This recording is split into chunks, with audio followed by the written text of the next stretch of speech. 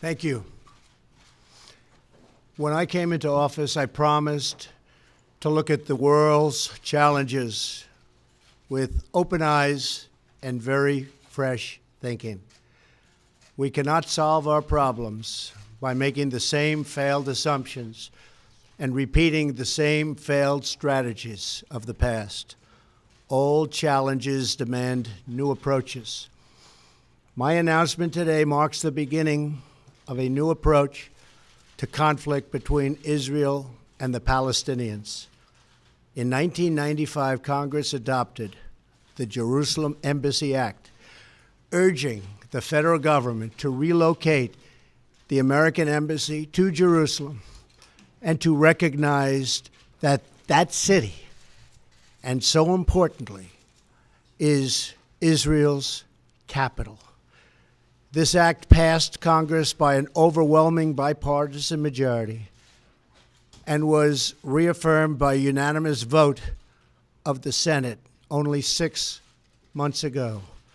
Yet for over 20 years, every previous American president has exercised the law's waiver, refusing to move the U.S. Embassy to Jerusalem or to recognize Jerusalem as Israel's capital city. Presidents issued these waivers under the belief that delaying the recognition of Jerusalem would advance the cause of peace. Some say they lacked courage, but they made their best judgments based on facts as they understood them at the time. Nevertheless, the record is in. After more than 2 decades of waivers, we are no closer to a lasting peace agreement between Israel and the Palestinians. It would be folly to assume that repeating the exact same formula would now produce a different or better result. Therefore, I have determined that it is time to officially recognize Jerusalem as the capital of Israel. While previous presidents have made this a major campaign promise, they failed to deliver. Today, I am delivering. I've judged this course of action to be in the best interests of the United States of America and the pursuit of peace between Israel and the Palestinians. This is a long overdue step to advance the peace process and to work towards a lasting agreement. Israel is a sovereign nation with the right, like every other sovereign nation, to determine its own capital. Acknowledging this is a fact is a necessary condition for achieving peace. It was 70 years ago that the United States, under President Truman, recognized the state of Israel. Ever since then, Israel has made its capital in the city of Jerusalem, the capital the Jewish people established in ancient times. Today, Jerusalem is the seat of the modern Israeli government. It is the home of the Israeli parliament, the Knesset, as well as the Israeli Supreme Court. It is the location of the official residence of the Prime Minister and the President. It is the headquarters of many government ministries. For decades, visiting American presidents, secretaries of state, and military leaders have met their Israeli counterparts in Jerusalem, as I did on my trip to Israel earlier this year. Jerusalem is not just the heart of 3 great religions, but it is now also the heart of one of the most successful democracies in the world.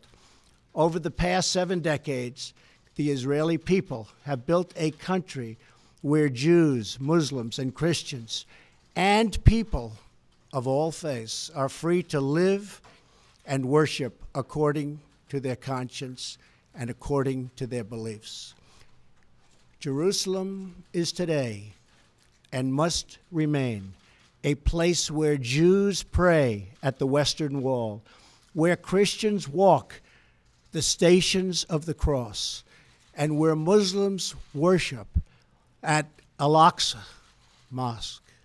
However, through all of these years, presidents representing the United States have declined to officially recognize Jerusalem as Israel's capital. In fact, we have declined to acknowledge any Israeli capital at all. But today we finally acknowledge the obvious, that Jerusalem is Israel's capital. This is nothing more or less than a recognition of reality. It is also the right thing to do. It's something that has to be done. That is why, consistent with the Jerusalem Embassy Act, I am also directing the State Department to begin preparation to move the American Embassy from Tel Aviv to Jerusalem.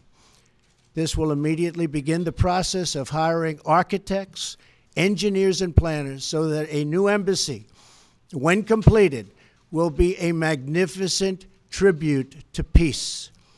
In making these announcements, I also want to make one point very clear.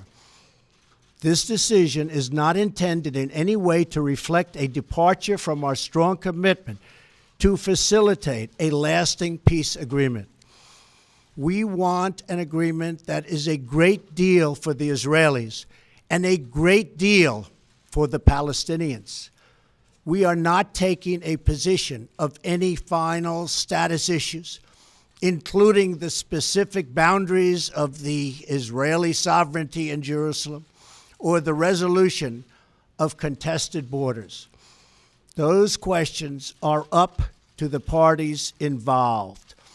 The United States remains deeply committed to helping facilitate a peace agreement that is acceptable to both sides. I intend to do everything in my power to help forge such an agreement. Without question, Jerusalem is one of the most sensitive issues in those talks. The United States would support a two-state solution if agreed to by both sides. In the meantime, I call on all parties to maintain the status quo at Jerusalem's holy sites, including the Temple Mount, also known as Haram al-Sharif. Above all, our greatest hope is for peace, the universal yearning in every human soul. With today's action, I reaffirm my administration's longstanding commitment to a future of peace and security for the region.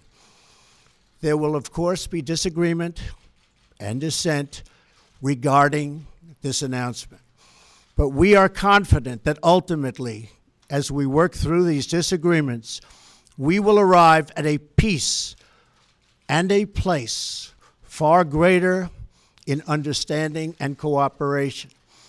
This sacred city should call forth the best in humanity, lifting our sights to what it is possible, not pulling us back and down to the old fights that have become so totally predictable. Peace is never beyond the grasp of those willing to reach it. So today we call for calm, for moderation, and for the voices of tolerance to prevail over the purveyors of hate. Our children should inherit our love, not our conflicts. I repeat the message I delivered at the historic and extraordinary summit in Saudi Arabia earlier this year. The Middle East is a region rich with culture, spirit, and history. Its people are brilliant, proud, and diverse, vibrant, and strong. But the incredible future awaiting this region is held at bay by bloodshed, ignorance, and terror. Vice President Pence will travel to the region in the coming days to reaffirm our commitment to work with partners throughout the Middle East to defeat radicalism that threatens the hopes and dreams of future generations. It is time for the many who desire peace to expel the extremists from their midst. It is time for all civilized nations and people to respond to disagreement with reasoned debate, not violence. And it is time for young and moderate voices all across the Middle East to claim for themselves a bright and beautiful future.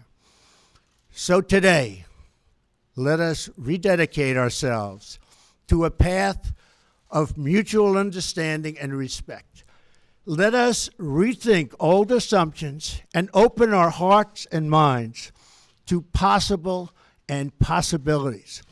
And finally, I ask the leaders of the region, political and religious, Israeli and Palestinian, Jewish and Christian and Muslim, to join us in the noble quest for lasting peace.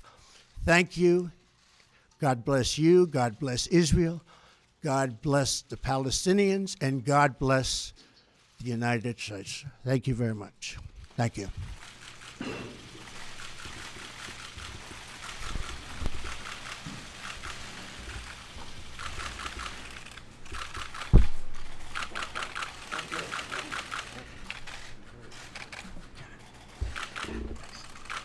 Thank you.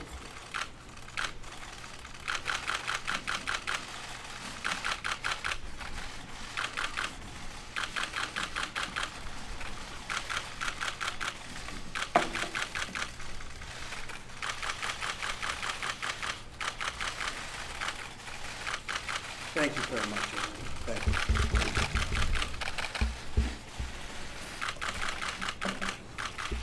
Thank you. Thank you very much.